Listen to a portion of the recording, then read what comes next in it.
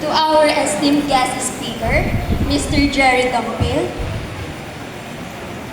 Distinguished Education Program Supervisor, Dr. J.P. Valencia, the pillar of our school, Dr. J.M. Lampa,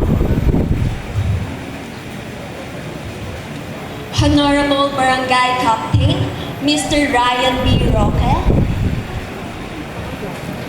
Supportive PTA President, Mr. Alan C. Ballesteros, and PTA officials, dedicated teachers, beloved parents, and my fellow graduates, a pleasant evening. This is it.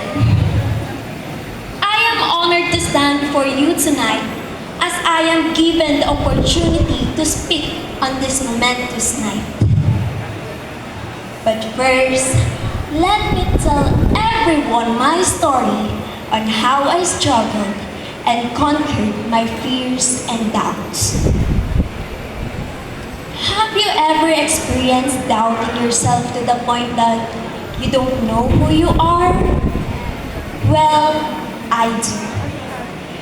May mga nagsasabi na, sigo, magaling yan. And these words made me realize na, paano kung hindi ako magaling? Sino ako? So I asked someone, who am I without my achievements? And he answered, ikaw si Clarissa at mas mahalaga ka sa kung anumang grado ang makukuha mo.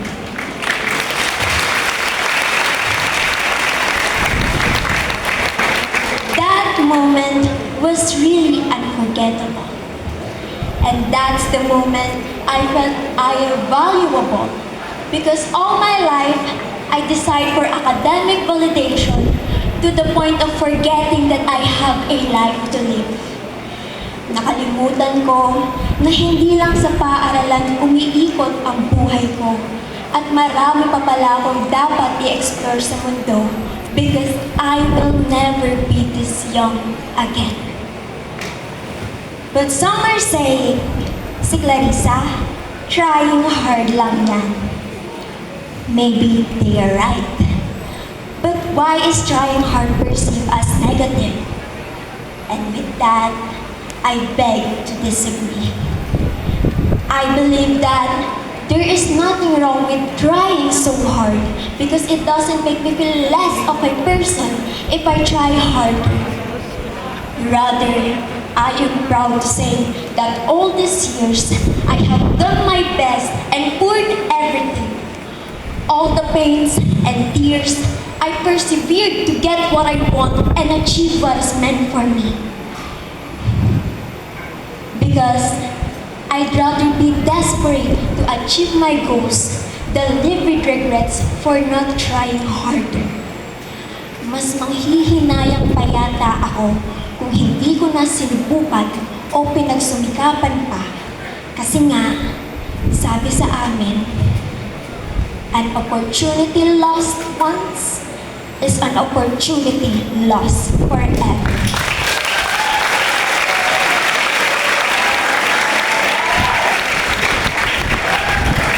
And now, I want to take this opportunity to express my appreciation and gratitude towards those who believe in me and guided me throughout this journey. First and foremost, to our Almighty God, I owe everything to you. Your divine guidance and protection are indeed a great weapon. Thank you for making all of this possible. To my Papa, thank you. To my Mama, thank you for the sacrifices you made for me. I am grateful that you're the first one who taught me how to read and write. But most especially, you taught me life lessons that made me become who I am today. Ma, thank you.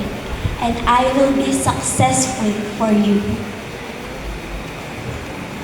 As I look back and reminisce about our high school life, I would like to extend my heartfelt gratitude to our principal, Dr. J.M. Lampa, our junior high school teachers, and my junior high school advisors.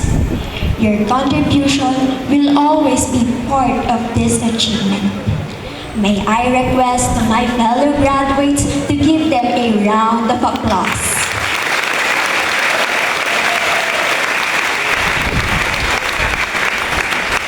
Thank you po. To senior high school teachers, I will always be grateful to K-12 program because we had 2 more years of our high school life and we got the chance to gain knowledge, wisdom, confidence, values, and skills from all of you. Thank you for nurturing and shaping us into the individuals we are today. Your influence will always be remembered. To my grade 11 advisor, Ma'am Emily Calma, thank you. Thank you for supporting me. Thank you for your advice as you continue to encourage me to strive for excellence. You showed me the path where I truly belong. And for that, I am forever grateful to you, Ma'am Emily. To my grade 12 advisor, Ma'am Jocelyn De Castro, thank you. Thank you for understanding. Thank you for the constant support, the never tiring, and the endless encouragement. You pushed me during the times I needed a shoulder. If a home could be a person, it would be. Takal pong salamat, Ma'am Jo. Thank you.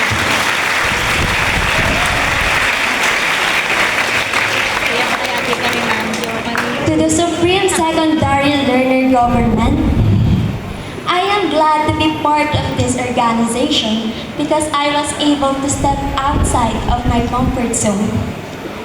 It was truly rewarding to experience the events we prepared, the bond we shared, and the memories we created as we continue to fulfill our duties as students. To my friends, thank you for making my high school life a roller coaster ride. Indeed, life is full of ups and downs, full of surprises and challenges, and I appreciate the way you motivate me when the world tries to bring me down. I am also thankful for making me feel heard and accepted. It is really comforting to have someone who never makes me feel like an outcast. To 12 Gabriel, thank you for those eardrum-breaking noises. Ang mga dali at hiyawan na hindi malilimutan. But despite of this, I will surely miss the moments of laughter, pagsira sa printer, small fights, proming late at night, pagtanggal sa groupings, mga gala na kung saan nakararating, at pagshare ng pagkain o Christmas party. These may be small things, but these small things will forever be remembered and cherished. And to be part of this section, to be a humanities and social sciences student, is truly an honor. Every experience gained here will be treasured as it finally revealed the reasons behind my choice of this path. And lastly, to my fellow graduates, we made it this far.